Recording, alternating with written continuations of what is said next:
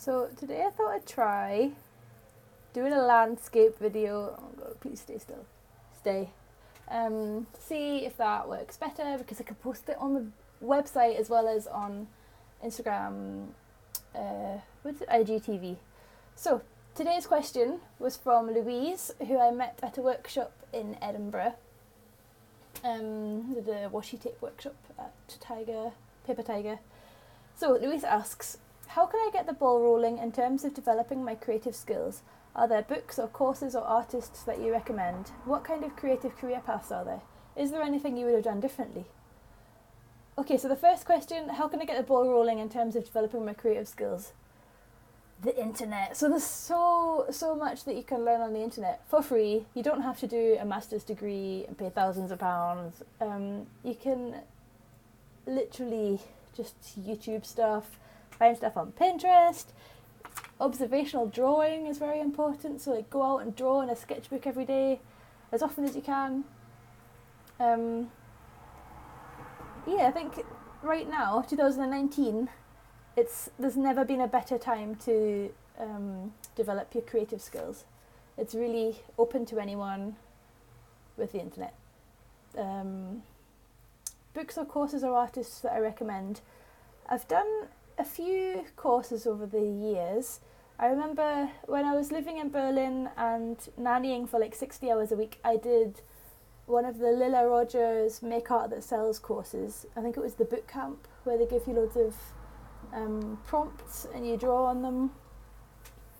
Well, it was anyway, I did one of her courses, and that was really helpful at that time because it got me out of my rut and I made loads of new work. And then because I was building my portfolio up and posting online again, I got some work off the back of that, so it was worth doing. And I think that's worth mentioning as well, like make sure you're sharing your work online, even if you don't think it's perfect and even if you don't feel ready to share it. There's some books by Kleon which are really helpful.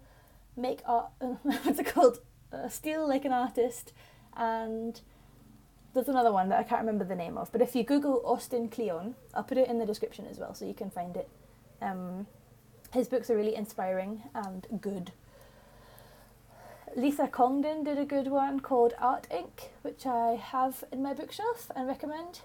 I also read, so on Amazon, if you search for like illustration business or whatever, there are loads of books, but one that I got was like, it's very 80s, 90s vibe, and it was called Illustration 101, and it was a yellow and black cover, and this guy was talking about like fax machines and Rolodexes and stuff. Really dated, but also really good advice on approaching clients and getting work that way. It's important to have a website, but that's not to do with your creative skills. The Skillshare, that's useful. I've seen Creative Bug, but I've never tried it. I've tried Skillshare and that was good fun. I'm always wary of subscriptions because I don't like to pay for things forever.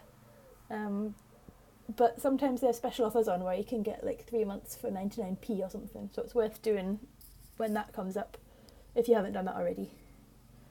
What kind of creative career paths are there? So many. That's a good question. I don't know, so like some people, they'll go through formal education, go to uni, and then get a job in the creative industry straight away, like as an in-house graphic designer or as, a greetings card illustrator or something.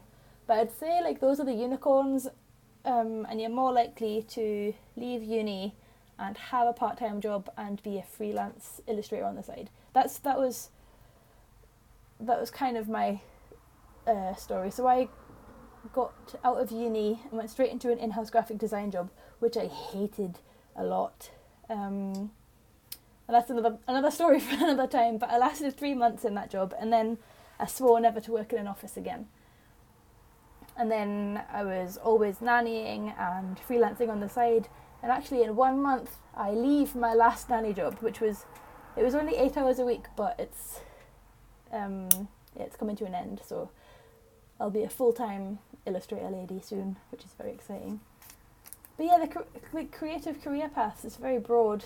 It can be anything. You can be an animator in a studio, or you can be an independent animator and have your own thing going on. It depends on your personality. Like, if you like structure and a reliable pay, salary, whatever, then obviously working for somebody else is going to work better for you. But for me, I much prefer being self-employed and maybe having to have a part-time job to sort of have that reliable income. Yeah, and as an illustrator, I can only really speak to what an illustration career is. So is there anything I would have done differently? I wish I'd started charging more sooner, because I've always had a part-time job as well, and now I realise it's because I wasn't charging properly. So become a member of the Association of Illustrators, the AOI, if you're an illustrator, and they can really help with pricing inquiries, and they've got loads of resources on like contracts and stuff like that.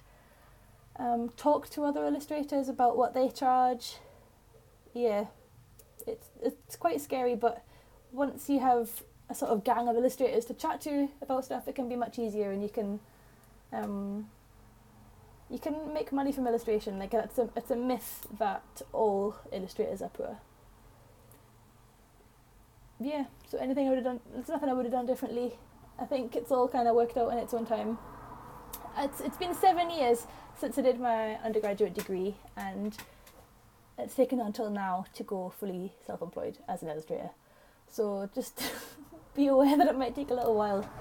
And I think that's the thing, like, some people will expect to finish uni and get a job straight away, or like do some portfolio building, and then they're like, why haven't I got loads of work on?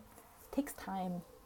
Patience is a virtue, and keep trying, and persistence pays off. If you're still there 7 years later, then, you know, the universe or whatever is like, oh my god, they're really serious about this. I should give them some work. So, hope that's helpful.